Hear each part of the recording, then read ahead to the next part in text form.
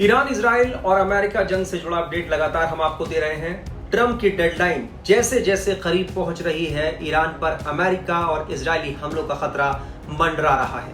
हालांकि 28 फरवरी से अब तक ये कोई पहली बार नहीं है जब ट्रंप ने डेडलाइन या ईरान को चेतावनी दी हो। ईरान ने हॉर्मुज स्ट्रेट पर अपनी पकड़ मजबूत कर रखी है और कई जहाजों की आवाजाही पर रोक लगा रखी है। इससे दुनिया के कई देशों में तेल संकट गहराया हुआ है। यही वजह है कि अमेरिका इस रास्ते को हर हाल में खुलवाना चाहता है।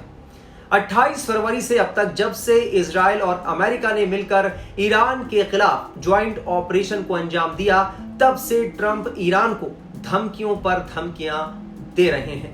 ट्रंप कभी ईरान को 10 दिन का समय देते हैं, कभी कुछ हफ्तों की बात करते हैं। हर बार या तो डेडलाइन बढ़ा दी गई या बातचीत का हवाला देकर फैसला टाल दिया गया।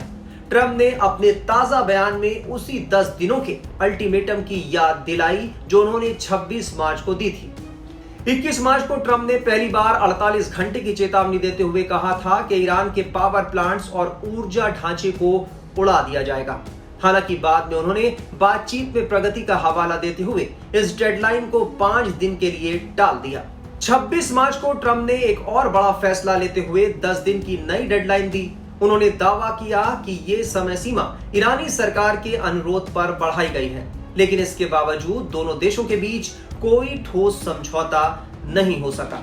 ईरान ने ट्रंप के दावे को खारिज करते हुए किसी भी तरह की बातचीत होने से इनकार किया था। 2 अप्रैल को ट्रंप ने अपने राष्ट्र संबोधन में एक और सख्त बयान दिया। उन्होंने कहा कि अगर कोई समझौता नहीं हुआ तो अमेरिका अगले 2 से 3 हफ्तों में ईरान को स्टोन एज में पहुंचा सकता है। ये बयान साफ संकेत था कि सैन्य कार्रवाई अब बेहद करीब है और हॉर्मुज स्ट्रेट पर अमेरिका कोई घातक हमला कर सकता है। अब 4 अप्रैल को जारी 48 घंटे का फाइनल अल्टीमेटम इस पूरे घटनाक्रम का सबसे अहम पड़ाव माना जा रहा है। ट्रंप ने साफ कर दिया कि अगर हॉर्मुज स्ट्रेट नहीं खोला गया तो ईरान के पावर प्लांट्स और तेल ढांचे को, अहम इंफ्रास्ट्रक्चर को निशाना बनाया जाएगा। 6 अप्रैल की रात 8 बजे ये डेडलाइन खत्म हो जाएगी और हर बीतते सेकंड के साथ ईरान पर प्रलय का खतरा बढ़ता जा रहा है। सवाल है कि क्या ट्रंप ईरान पर एक बार फिर किसी बड़े हमले की योजना बना रहे हैं? अमेरिका के निशाने पर ईरान के कौन कौन से ठिकाने हो सकते हैं,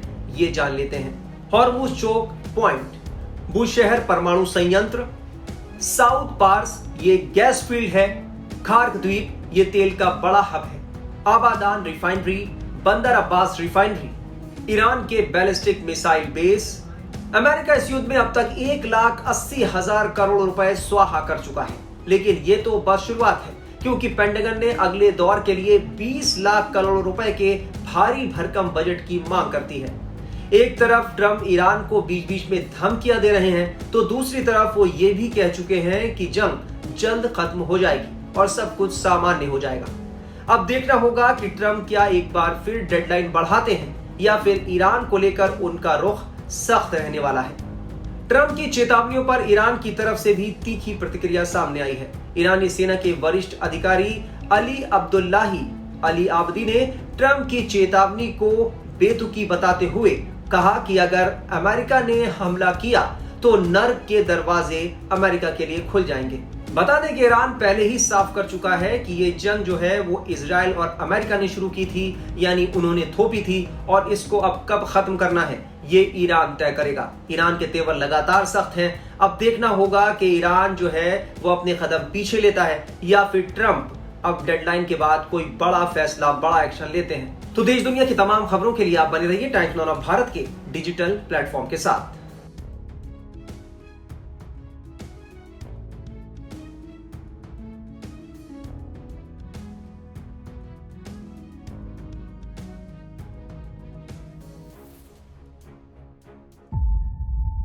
जीरो हमने इन्वेंट किया, हमने बताया दुनिया को, जहां योग है वहां रोग नहीं। सबसे पुरानी सभ्यता है हमारी। गुलामी से तो और देश भी लड़े भाई, पर आजादी के लिए अहिंसा का रास्ता बस हमारा था। अपने पसीने से जमीन सींचता किसान और घर में घुसकर मारने वाले जवान, बस इसी मिट्टी ने जने हैं। इसके हाथ ने जब थामा जज्बा तो इतिहास रचे, कदम बढ़ाए तो चांद का वो हिस्सा चूमा भाई। जहां कोई कभी नहीं पहुंचा।